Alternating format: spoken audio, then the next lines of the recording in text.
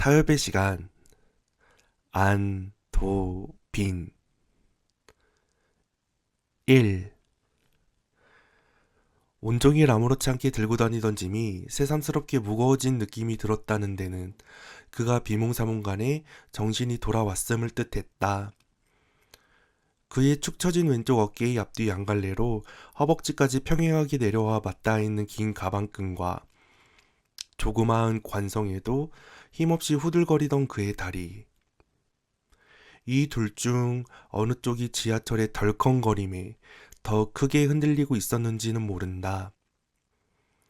어찌되었건 돌부리에 걸린 듯한 들썩임에 그만 그가 넘어지면서 가방을 떨어뜨리자마자 그 속에 담긴 내용물이 오랜 시간을 참다 개어낸 토사물처럼 바닥으로 펑퍼짐하게 쫙 널브러져 나왔다. 당황스러움도 잠시. 그는 얼른 쭈그리고 앉아 누가 들여다볼세라 그것들을 짚는 족족 도로 가방 안에다가 주섬주섬 구겨 넣었다. 좀체에 들어가지 않는 책 한 권과 서류철 몇 개는 오른쪽 옆구리와 팔 사이에다가 끼워 넣어서 받쳐들고는 똑바르게 일어서서 이번에는 왼손으로 달랑거리는 손잡이를 꽉 붙잡았다. 주위를 둘러보면서 승객들의 관심이 그다지 이쪽으로 쏠려있지 않은 상태를 확인하고 나서야 그는 가까스로 안도의 한숨을 내쉬었다. 히터 열기로 한껏 달아오른 공기가 몇 차례 깊숙이 그의 콧속을 쏙 비집고 들어가 싹 빠져나갔다. 하지만 진정이 되기는커녕 여전히 놀란 그의 가슴은 콩닥콩닥 뛰기도 했고 머리가 핑 도는 현기증이 일기도 했다. 그렇게 몇 분이나 지났을까? 다시금 그의 시선은 아무런 초점 없이 허공만을 응시하고 있었을 뿐이었다. 유리창 너머에 비친 그의 얼굴은 지치다 못해 넉나간 표정이었다.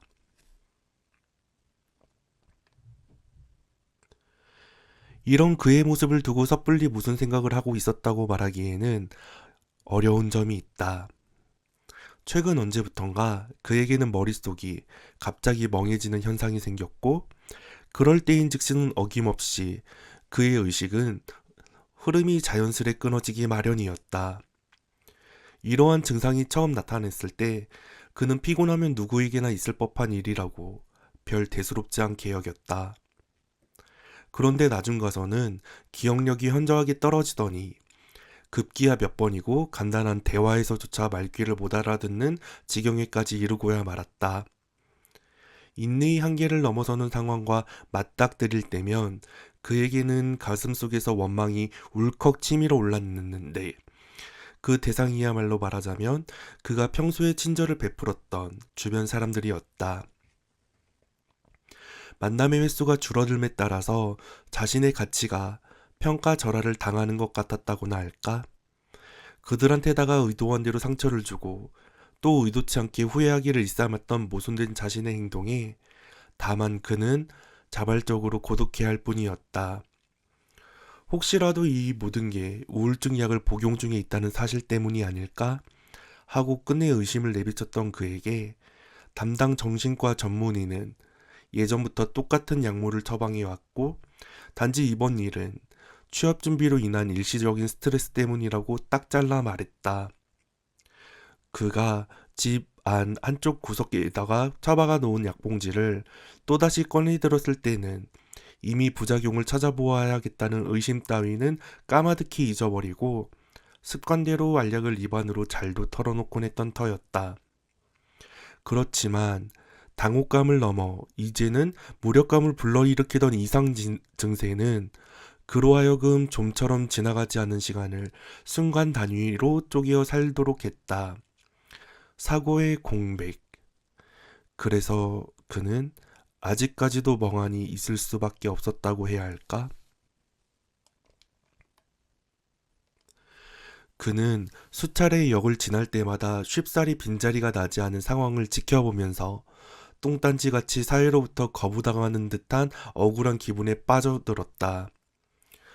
최선을 다해왔는데 이럴 수는 없는 거라고 그는 되뇌고 뇌까렸다. 관계상 우위를 독점할 법한 호감형 외모로 태어났더라면 그게 아니라면 물려받을 재산이라도 어마어마했더라면, 그도 아니라면 어디서든 모시고 갈 만큼 화려한 스펙을 쌓았더라면, 그는 그토록 수많은 밤들을 서럽게 뜬 눈으로 지새우지는 않았을 것이었다. 그가 알고 지내던 어느 한 선배로 말할 것 같으면 그에게 갈망할수록 결핍만을 깨닫게 했던 이 삼박자를 고루 갖춘, 뒤에서 수군거리던 그의 동기들 중 누군가 했던 말 맞다나 그야말로 부모 잘 만나 큰소리 땅땅 치며 호의호식에 찌들어 사는 엄청난 운빨의 소유자였다. 선배의 타임라인에 시시각각 업로드되는 사진들을 보고 있노라면 금세 그의 얼굴에서는 그 무언가를 질투하던 기색이 역력히 드러나곤 했었다. 그는 몹시 선배가 부러웠었다. 그러던 가운데 갑작스러운 소식이었다.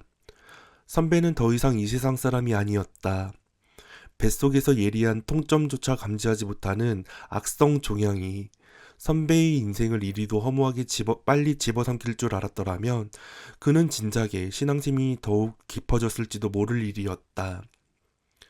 아무튼 이제 막 탑승한 노파가 괴나리 보찜을 지고 느릿느릿하게 두리번거리며 뒤따르던 승객들의 진로를 방해하는 틈을 타서 그는 재빠르게 자리를 잡고 앉았다.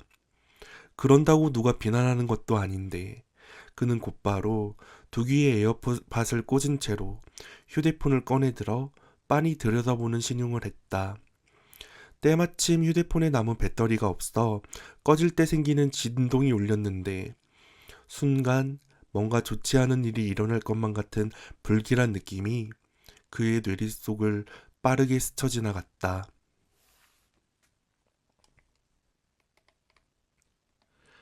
아니나 다를까 얼마 지나지 않아 그의 예감은 딱 적중했다. 그가 고개를 들어 에어팟을 빼고 주위를 둘러본 이유는 양쪽 귀로 난데없이 고성이 들려왔기 때문이었다. 공공장소에서 물상식하게 큰 소리로 내지르는 비명이라니.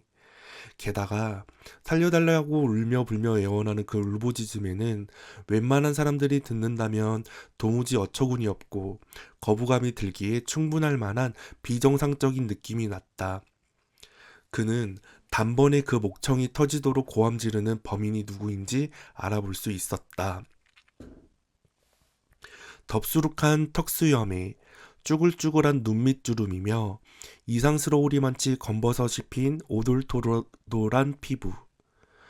그러니까 한마디로 불결하다고밖에 보이지 않는 사내의 모습은 승객들의 인상을 일제히 찌푸리게 하는 것도 모자라 심지어 어떤 사람에게는 아예 자리를 바꾸어 앉게 할 정도였다. 그런데 왜였을까? 그는 사내로부터 받은 이런 느낌이 전혀 낯설지가 않고 오히려 익숙했다. 아무도 몰라주는 고통에 시달리는 자, 특유의 고독함을 사대뿐만 아니라 그 역시도 감당하고 있어서였을까? 그는 천천히 사내 쪽으로 시선을 던졌다. 지하철 안에는 겨울의 서늘한 공기가 천천히 돌고 있었다. 맞은편에 앉은 승객은 입술을 꽉꾹 다문 채 바닥만 바라보았고 옆에 선 여자는 불편한 듯 두 손으로 가방끈을 더욱 단단히 쥐었다. 출입문 옆에 기대선 노인은 흐릿한 눈빛으로 먼 곳만 응시하고 있었다. 모두가 움직이지 않았고 마치 숨을 참는 듯 가슴팍만 희미하게 들썩였다. 그 정적을 깬 것은 오직 사내의 낮고 알아들을 수 없는 중얼거림뿐이었다. 작고 미세한 그 소리가 순간적으로 지하철 내부를 스치고 사라질 때마다 사람들의 어깨가 무의식적으로 움츠러들었다. 사내는 불규칙하게 몸을 움직였다. 손끝은 허공을 더듬다가 이내 제자리로 돌아왔고 시선은 어디에도 머물지 못한 채 흔들렸다. 누구를 향한 말인지 알 수 없는 작은 목소리들이 끊어졌다 이어지곤 했다. 사내가 내뱉는 말은 단 한 번도 또렷하지 않았고 그저 작은 파장으로만 존재했다. 사람들은 모두 사내를 피해 조심스레 거리를 두었다. 아무도 사내를 똑바로 쳐다보려 하지 않았지만 완전히 무시할 수도 없었다. 사내의 존재는 지하철 안의 공기처럼 무겁게 사람들 사이를 맴돌고 있었다. 승객들은 시선을 돌리고 몸을 약간씩 틀어서 사내와 마주치지 않으려 했다. 그는 천천히 고개를 들어 주변 사람들의 표정을 살폈다. 모두가 불편하고 어색한 표정이었다. 마치 아무 일도 없다는 듯한 무표정한 얼굴 뒤로 분명히 긴장감이 묻어 있었다. 그는 다시 시선을 사내에게로 돌렸다. 사내는 여전히 혼자서 불안한 몸짓을 반복하고 있었다. 그 순간 그는 문득 차가운 창밖을 바라보았다. 지하철 창 너머로 겨울의 텅 빈 풍경이 흐릿하게 스쳐 지나갔다. 앙상한 가로수들은 마치 몸을 움츠리듯 가지를 오므린 채 고요히 흔들렸고, 희미하게 반짝이는 가로등 불빛은 금방이라도 꺼질 듯 위태롭게 어둠 위에 매달려 있었다. 차가운 밤 공기가 창문 표면 위로 얇은 습기를 만들어냈고, 그는 무심히 손끝을 유리창에 대보았지만 차갑고 낯선 촉감만 손끝에서 맴돌 뿐이었다. 그 쓸쓸한 광경이 어쩐지 지금 자신의 마음과 닮았다는 생각이 들었다.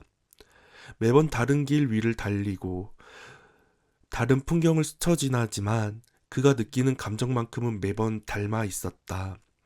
풍경은 언제나 달라져도 그가 품고 있는 막연한 공허와 쓸쓸함은 늘 비슷한 모양으로 가슴에 남았다. 지하철 안의 사람들은 모두 저마다의 침묵 속으로 숨어들었다. 서로의 침묵을 건드리지 않으려고 애쓰듯 조심스럽게 눈길을 피했고, 그 조용한 공기 속에서 사내의 모습은 이미 조금씩 희미해져 가고 있었다. 시간이 흐르면 지하철의 작은 흔들림과 함께 그의 기억에서도 점점 지워질 것이었다. 그러나 그는 이미 알고 있었다. 기억이 흐려지고 잊혀진다 해도 가슴 어딘가에 남겨진 이 무거운 감정만큼은 쉽게 사라지지 않을 것임을 말이다. 그렇게 그는 다시 창밖을 바라보며 마음속 깊은 곳에 내려앉은 서늘한 여운과 조용히 마주하고 있었다. 그는 사내를 바라보며 알 수 없는 감정이 마음속 깊은 곳에서 조용히 일어나는 걸 느꼈다. 어쩌면 사람은 누구나 자기 안에 이런 모습을 숨기고 있는지도 몰랐다. 누구에게도 말하지 못한 어떤 겨울을 마음 깊은 곳에 감춰둔 채 살아가는지도 몰랐다. 그렇게 생각하며 그는 다시 한번 고요히 사내를 바라보았다. 그의 경우로 말하자면 똑같은 말을 두고 그가 의도했던 바와 그의 주위 사람들이 듣고 이해할 수 있었던 범주는 뭐랄까. 서로 차원이 다른 관계였다고나 할까? 그러니 그가 아무리 우울증 증상이 도졌다 한들 그들로서는 기껏해야 입에 발린 위로 정도가 고작일 수밖에 없었다. 무언가를 안다는 것이 실상 지나고 나서 보면 한낱 안다는 생각 자체에 지나지 않았고, 그 외부에는 보다 더 거대하고 보이지 않는 세계가 있다는 사실을 그는 그래서 막연하게나마 알 것 같았으니까. 그런 의미에서 무지막지한 고통의 시간이라고 할지라도 참된 가치를 깨달아 알아가는 과정이 아닐까 하는 데까지 생각이 닿았던 그는 말수가 줄어든 지 오래였다. 정녕 그렇다면 그는 진정 그 과정 중에 어디쯤에 와 있었던 걸까? 지하철은 작은 흔들림과 함께 다음 역을 향해 천천히 나아가고 있었다. 일단 그는 사내를 도와야겠다는 마음이 들었다. 비상용 전화기가 설치된 곳으로 가서 신고를 하든가 아니면 휴대폰이 꺼진 상황이었던 탓에 외부와의 연락을 위해서는 다른 누군가의 휴대폰이 필요했다. 그렇다고 그가 일어나 비상용 전화기가 있는 쪽으로 가자니 오랫동안 기다렸다가 어렵사리 차지한 자리를 빼앗길 게 뻔했다. 또 그렇다고 그의 좌우에서 꾸벅꾸벅 졸고 있는 회사원한테나 초롱초롱한 눈빛으로 드라마에 몰입하고 있는 아주머니한테나 휴대폰을 빌려달라고 요청하기에는 모두 다 성가신 노릇이긴 마찬가지였다. 사방을 살펴보니 승객들은 이따금씩 사내를 향해 힐끔힐끔 곁눈질만 할 뿐 누구 하나 적극적으로 나서려고 하지는 않는 모양이었다. 하긴 그도 그럴 것이 불쌍하다고 해서 반드시 도와주어야 할 의무가 따르는 것도 아닐 뿐더러 괜히 잘못 끼어들었다가는 예상치 못한 불상사가 생길 가능성도 있었으니까. 그런데 그런 것쯤은 아무래도 괜찮다는 듯이 선뜻 그가 자리에서 일어서려던 참이었다. 뜬금없이 사내가 쇠기둥에 자신의 머리를 세게 부딪히는 돌발 행동을 보였다. 둔탁한 소리가 지하철 안의 침묵을 단번에 깨뜨렸다. 사람들의 고개가 일제히 그쪽으로 돌아갔다. 사내는 미간을 찡그린 채 쇠기둥을 붙잡고 잠시 비틀거리다 천천히 자세를 바로잡았다. 그의 이마엔 붉은 자국이 선명하게 솟아 있었다. 거기서 그치지 않고 공중에 내고 살떼질을 해가며 괴성을 내지르는 상황으로 보건대 그는 사내의 지능이 일반적이지 않음을 그제서야 파악했다. 그렇다면 도와준다고 해도 감사함이라고는 쥐뿔도 모를 그럴 사내를 도와주는 게 과연 가치가 있는 일일까?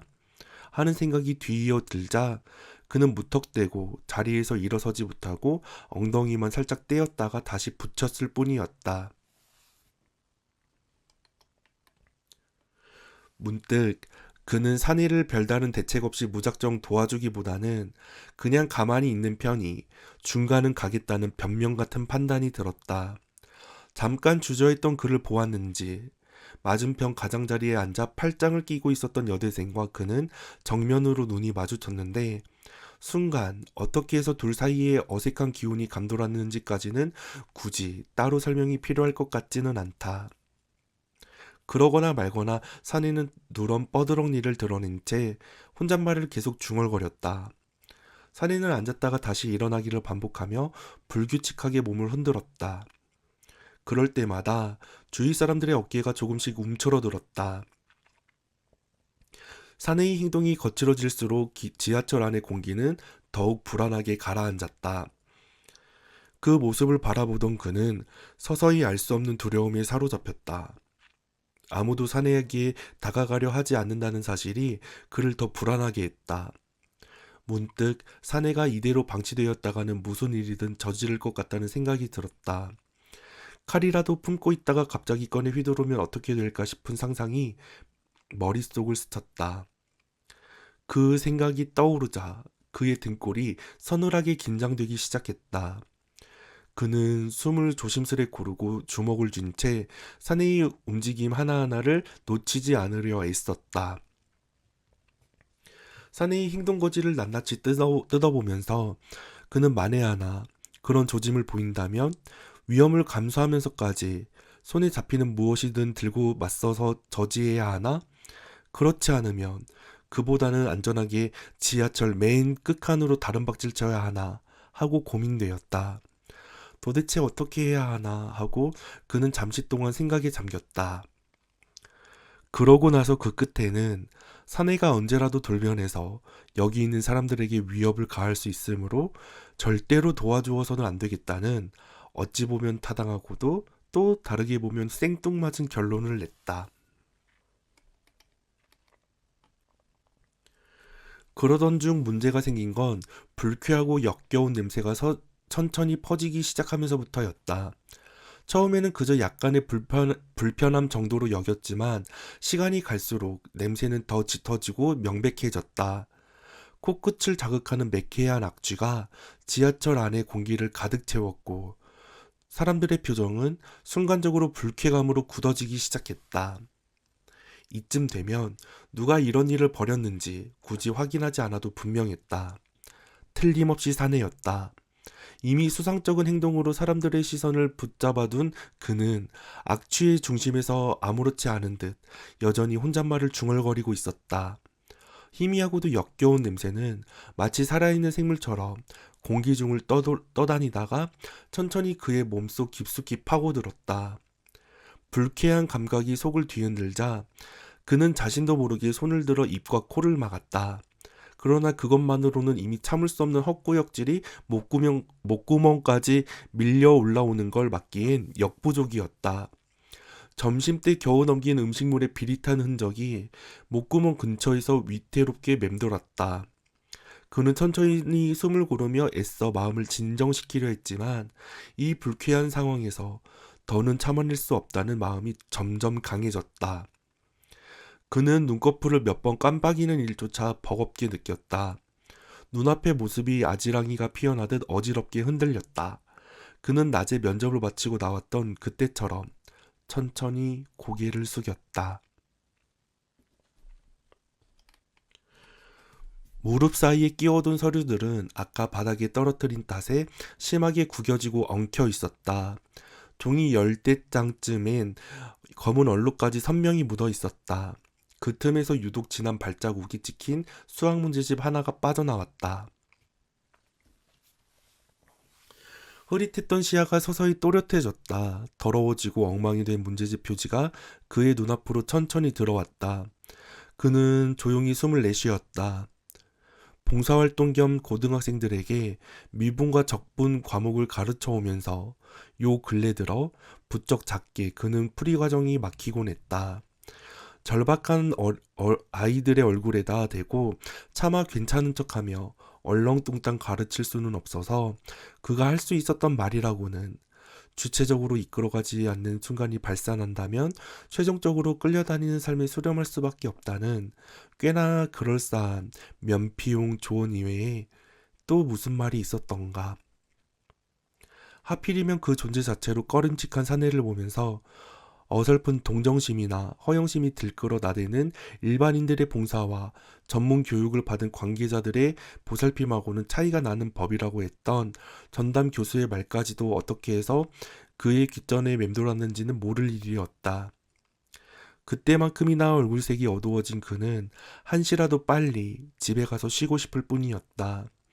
이런 그의 바람이 무색하게도 코끝으로 치밀하게 스며들어오는 사내의 구린내는 비염으로 둔한 그의 후각마저도 민감하게 반응하게 했다. 참고 참았지만 더 이상 견디기 어렵다는 생각이 들어서 서서히 그의 마음을 압박했다. 가만히 눈을 감고 잠시 참으면 곧 지나갈 것이라고 생각했다. 하지만 시간이 갈수록 사내의 중얼거림은 점점 또렷해졌고 불규칙한 몸짓 또한 더 거칠어졌다. 주변 승객들의 눈빛에도 불편한 기색이 분명하게 드러났다. 그 역시 여러 번 고개를 돌리거나 한숨을 내쉬며 스스로를 진정시키려 했다. 그러나 상황은 나아질 기미가 보이지 않았고 가슴속에서 억눌렀던 불쾌함이 점차 뚜렷하게 올라왔다. 결국 사내가 지하철 안에서 용변을 보는 듯한 행동을 하자 그는 더 이상 참지 못하고 화를 내기로 마음을 굳혔다. 다음 역에 도착하면 당장 내리라고 분명하게 말해야겠다고 결심했다. 아무리 상황이 어렵다고 하더라도 절대 넘지 말아야 할 선이 있다는 생각이 들었다. 요즘 같은 세상의 공공장소에서 벌어진 이런 행동은 누구라도 불쾌감을 느낄 수밖에 없는 일이었다. 그는 천천히 숨을 고르고 마음을 다잡았다. 그는 자리에서 일어나기가 무섭게 사내 앞으로 다가갔다. 억지스럽게 눈물을 쥐어 짜내고 있었던 사내는 은연중에 그를 이식하고 있는 듯 몸을 움츠렸다. 듬직한 몸집에 그가 중심을 잡으려고 손잡이를 잡기 위해 약간 비틀거리기만 했는데도 깡마른 체구의 사내는 졸아도 바짝 졸아붙은 모양새였다. 그가 참아온 분노를 표출하려는 그때였다. 노파가 에고머니나 하면서 의자 위에 놓인 풀어진 진보다리를 꽉 동여매고는 인상을 찌푸리고 있는 옆 사람들에게 죄송하다고 연거푸 굽신거리는 모습을 보였다. 순간적으로 그는 여태껏 그를 괴롭게 했던 이 악취의 정체가 실은 사내의 대면 냄새가 아니라 뜻밖에도 저 노파가 가져온 진보다리 속에 있는 그로서는 도무지 환장하겠는 된장 냄새였음을 알아차렸다. 지하철이 다음 역에 천천히 속도를 줄이며 멈춰섰다.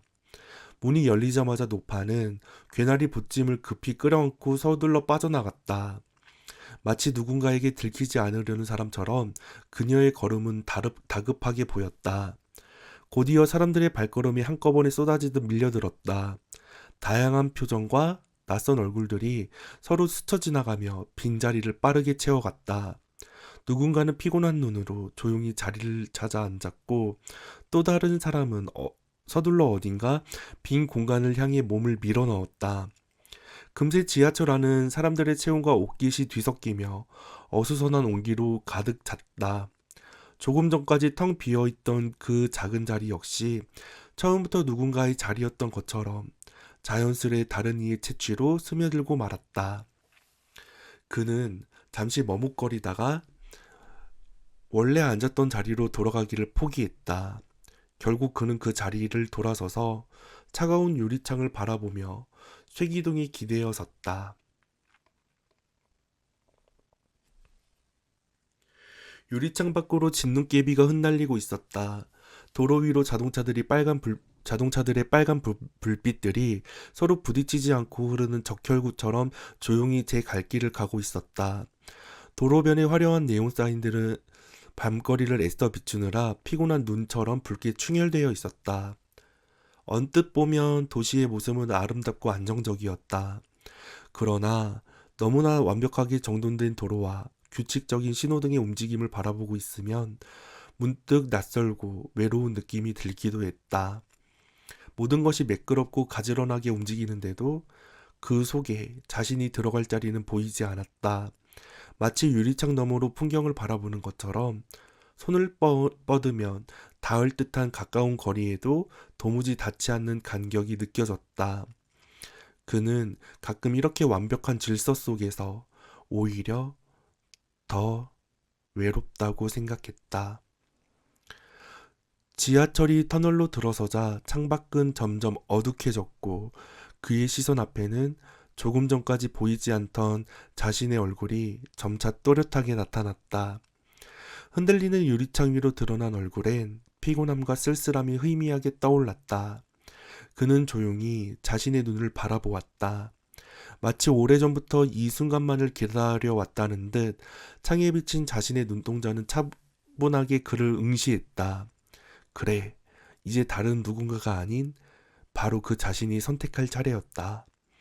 도울지 말지를 딱 하나만 선택하면 그만이었다.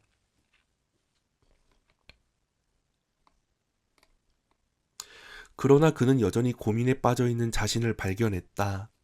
한참을 망설이며 사내의 상태를 살피다가 이젠 어느 정도 진정된 것 같으니 굳이 돕지 않아도 될 것 같다고 조심스럽게 결론을 내려가고 있었지만 마음은 아직도 확실한 결정을 내리지 못하고 불안하게 흔들리고 있었다.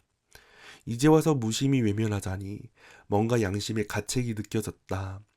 가만히 눈을 감고 그냥 지나치기엔 자신이 너무나도 무책임하고 비겁한 사람으로 느껴져서 자꾸만 주먹에 땀이 배었다.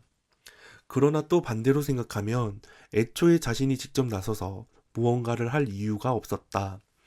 도대체 이 순간에 내가 책임을 느껴야 할 이유가 무엇인가? 나 아닌 다른 누군가가 먼저 나설 수도 있는 일이지 않은가 하는 생각이 다시 마음을 달랬다. 하지만 다시 마음을 그렇게 편히 먹고 나니 이젠 또 그것조차 너무 이기적이라는 생각이 들었다. 주변 사람들은 모두 침묵하고 있고 사내는 여전히 불안한 몸짓을 반복하는 가운데 자신만 혼자 도망치듯 마음을 빼고 있다는 것이 불편했다. 혹시라도 사내가 자신을 향해 원망의 눈빛을 보낸다면 자신은 그 죄책감을 견딜 수 있을까 싶었다. 도대체 어떻게 해야 하는 걸까? 무슨 선택을 해야 하는지. 그는 갈피를 잡지 못한 채 마음속에서 답없는 질문을 반복하며 머릿속만 어지러웠다. 이럴 때 현명한 사람은 무엇을 선택할까? 아니, 만약 이 순간에 옳고 그름의 정답이 있다면 그것은 또 무엇일까? 그는 혼자 끊임없이 질문하고 또 망설이며 발만 동동 굴렀다. 그렇게 망설이고 또 망설이다가 결국 무엇을 어떻게 해야 좋을지 알 수 없는 순간이 찾아왔다. 늘 해오던 대로 이번에도 그냥 마음을 접고 조용히 외면해버릴 수도 있었지만 이상하게 이번만큼은 마음이 간절했다. 그 순간 그는 자신도 모르게 절실하게 무언가를 바라고 있었다. 정확히 무엇을 원하고 바라는지 스스로도 알 수 없었지만 마음 깊숙한 곳에서 작은 기도가 시작된 것 같았다. 그가 진정으로 원하는 건 무엇이었을까? 어쩌면 아무것도 하지 않아도 괜찮다는 편안한 위로였을까? 아니면 용기를 내서 나설 수 있게 해달라는 조용한 요청이었을까? 혹은 아무 일도 없이 이 순간이 그저 무사히 지나가 주길 바랐던 건지도 모른다. 그는 자신의 마음을 아무리 들여다보아도 확실한 답을 찾지 못했다. 마음 깊은 곳에서 무언가 희미하게 떠올랐다가도 금세 아득한 안개 속으로 사라지고 말았다. 그는 결국 아무런 답도 찾지 못한 채 그 자리에 꼼짝없이 서 있었다. 무엇이 옳고 그른지, 어떤 선택을 해야 하는지 점점 더 멀어져가는 해결책을 붙잡으려 하면 할수록 마음속은 안개가 낀 듯 흐릿하고 복잡해졌다.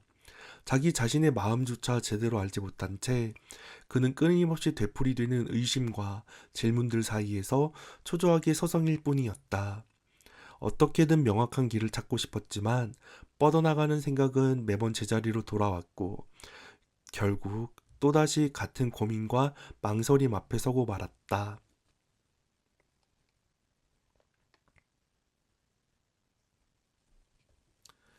성경에서 이르기를 우리는 태어났을 때부터 죄인이라는데 더군다나 살아있는 한 시간이 지날수록 죄는 늘어만 가며 더더군다나 하나님의 나라는 가진 것들에 집착하는 그와 같은 사람에게는 낙타가 바늘구멍에 들어가는 것과도 같다고 했는데 그렇다면 정말이지 그는 도대체 무엇을 얼마나 더해야 했던 걸까?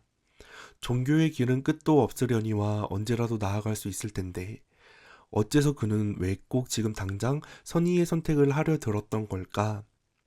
선택. 그래, 그 선택을 놓고 앙드레 지드식대로 말하자면 선택을 해야 한다는 것이 그로서는 견딜 수 없는 일인 것만은 분명했다.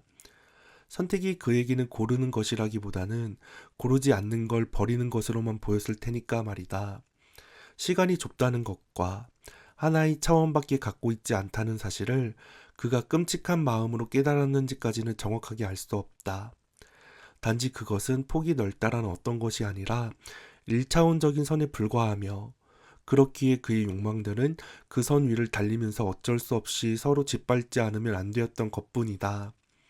그가 이것 아니면 저것밖에 할 수 없음은 그런 까닭에서였다.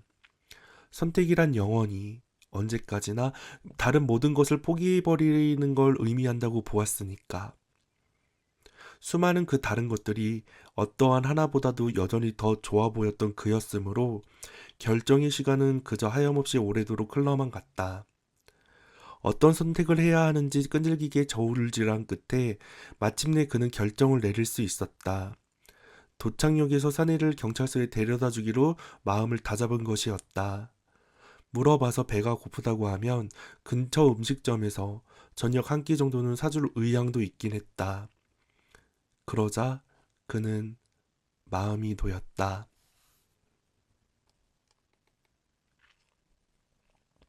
그래서 그는 오늘 새로 올라온 채용 공고라도 천천히 살펴볼 생각으로 휴대폰 화면 위로 손가락을 가져갔다. 그의 손끝이 화면을 가볍게 터치하려던 그 순간 사내가 갑자기 자리에서 벌떡 일어나더니 망설임 없이 빠르게 문 밖으로 뛰쳐나갔다. 무슨 일인지 놀라 고개를 든 그가 눈을 깜빡이는 찰나 사내의 뒷모습은 벌써 멀리 사라져버렸다. 그는 멈춘 손끝을 그대로 둔 채 어리둥절한 표정을 지었다. 사내가 사라진 자리 위로는 차갑고 텅 빈 공기만이 조용히 내려앉았다. 그 순간 그는 자신이 지금까지 붙잡고 있던 모든 고민과 망설임이 한순간의 의미를 잃었음을 깨달았다. 지하철 안은 아무 일도 없었다는 듯 다시 평범하게 돌아갔다. 사람들은 모두 무표정하게 제자리에 서 있거나 앉아 있었고 지하철은 미세한 흔들림만 남긴 채 어둠 속을 달렸다. 그는 잠시 구진용 앱 화면 위에서 머물던 시선을 천천히 거두고 사내가 앉았던 빈자리를 바라보았다. 그 빈자리는 마치 방금까지 그곳에 한 사람이 있었다는 사실조차 믿기 어려울 정도로 조용하고 텅 비어 있었다. 하지만 그 공허함은 이상하게 그의 가슴 깊은 곳에 자리를 잡았다. 그는 다시 휴대폰 화면을 내려다보았지만 더 이상 무엇을 찾고 있었는지 기억나지 않았다. 그 순간 그의 마음속에 커다란 막이 천천히 내려오는 것 같은 느낌이 들었다. 하나의 막이 내리고 다음 막이 올라가기 전의 무대처럼 그는 어떤 대사도 떠오르지 않은 채 그저 멍하니 서 있었다. 그리고 막이 완전히 내려앉는 무대 위처럼 그의 마음에도 깊고 알 수 없는 깊고 고요한 여운만이 남아 있었다.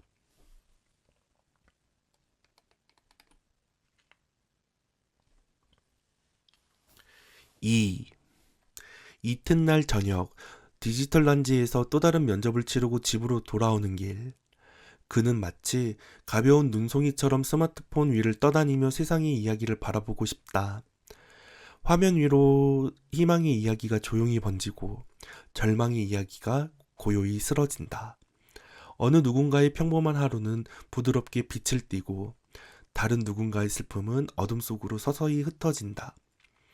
따뜻한 기쁨의 잔상이 천천히 아른거리고 차가운 슬픔의 그림자는 조용히 뒤로 숨어든다. 뉴스는 매일 담담한 숫자들을 이야기한다. 그러나 그 차가운 수치들이 과연 진짜 고통의 깊이를 얼마나 설명할 수 있을까? 숫자와 통계 뒤편에서 사라지는 수많은 이름 없는 사람들의 삶은 과연 어디에 기록되고 있는 걸까? 어쩌면 언어도 마찬가지일지 모른다. 우리가 사용하는 수많은 말들 역시 진정한 감정의 본질을 제대로 담지 못하고 그저 겉핥기식으로 지나가는 것은 아닐까? 우리는 언어를 그저 손쉽게 쓸 수 있는 도구 정도로 여겨 그 속에 깃든 사람들의 깊은 아픔과 희망의 온기를 끝내 지나쳐 버리고 있는지도 모른다.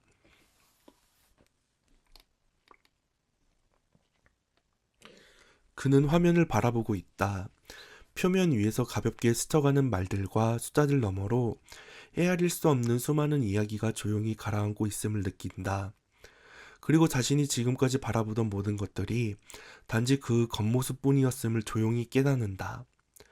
그렇게 화면 너머 보이지 않는 곳에서 누군가의 진짜 마음은 오늘도 가만히 언어의 뒤편에 묻혀 조용히 울고 있을지도 모른다. 그는 눈송이처럼 그 모든 것에 무게를 두지 않고 조용히 흩날리며 한 곳에 오래 머물지 않고 그저 무심히 스쳐 지나가고자 한다. 그러나 눈송이가 예기치 않게 얼어붙은 바닥에 달라붙어 녹아버리듯 그는 자신도 모르게 한 문장 위에서 꼼짝없이 붙잡혀 버린다. 그렇게 그의 시선은 수원역에서 지하철 1호선 추돌 사고 남성 1명 사망이라는 인터넷 뉴스 기사의 제목에 머물러 있다. 수원역이라고 한다면 설마 어제 이맘때 지하철에서 마주쳤던 사내가 다짜고짜 밖으로 뛰쳐나갔던 바로 그 장소가 아닌가 하는 생각에 그는 고개를 약간 갸우뚱한다. 긴가민가 하나 아무래도 불길한 예감이 들어 기사의 본문을 자세히 읽어보려던 그때 문자가 왔음을 알리는 진동이 울린다. 엉겁결에 열어버린 문자의 내용을 읽어 내려가는 동안 그의 숨소리는 점점 거칠어지고 크게 변해간다. 기어이 흥분에 점령을 당한 그는 문자의 끄트머리쯤에 나와 있는 링크를 무려 3차례에 걸쳐 클릭에 성공한다. 긴장해서 떨리는 손 때문인지 덩달아 흔들리는 액정 화면은 뉴스들로 장식된 어느 포털 사이트의 화면에서 보름 전 그가 지원했던 모 기업의 공식 홈페이지 화면으로 넘어가 버린 상태다. 국내 굴지의 기업답게 최신 기술을 반영한 반응형 웹페이지는 역동적이고 세련되게 보이기만 하다. 공채 시험 합격자를 발표하는 공지사항의 하단에는 텍스트 박스 3개와 검색 버튼 1개가 자리에 있다. 가물가물한 기억을 가다듬어 수험 번호를 쓰다 지우다를 반복하던 도중에 그는 자신이 원래 휴대폰 번호를 적는 칸에 쓸데없이 수험 번호를 써넣으려 했음을 알아차린다. 하기야 어차피 불규칙한 조합의 8자리 수험 번호를 정확하게 기억하고 있는 지원자가 있을 리도 만무했다. 주의를 기울여 본인 인증을 다한 후에 그는 합격 여부를 조회해 본다. 그렇게 떠오른 결과 발표창을 그는 숨죽여 장시간 쳐다보고 있다. 득이양양하게 변하는 마음을 힘이 들어간 눈빛에서나 미소를 머금은 표정에서나 그로서는 도저히 숨길 수가 없다. 이런 그에게 취업준비생 신분이었던 방금 전까지만 해도 무겁기 그지없었던 가방은 마냥 가볍기만 하다. 아까 무엇을 하려 했는지는 깡그리 잊어버린 채 그가 날렵한 손놀림으로 연락처에서 누군가의 휴대폰 번호를 누르자 통화 연결음이 새어나온다. 휴대폰을 귓가로 미처 가져다 대기도 전에 벌써 그는 기뻐 어쩔 줄 몰라 하며 그의 입꼬리는 살짝 올라간 채 양볼에는 보조기가 깊게 파여 있다. 이윽고 상대방이 전화를 받으면서 생기는 그 짧디 짧은 순간의 정적을 깨고 그는 들뜬 목소리로 희소식을 건넨다. 합격의 영광을 담아 그렇게 얼마간 오래.